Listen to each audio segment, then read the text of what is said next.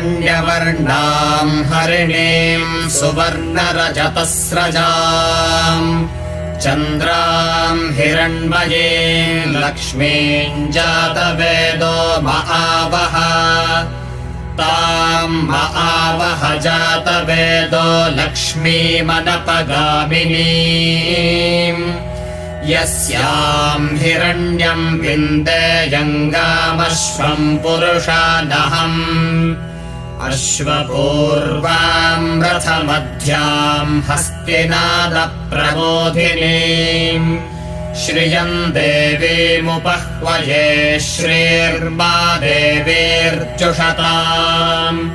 कांसोऽस्मिताम्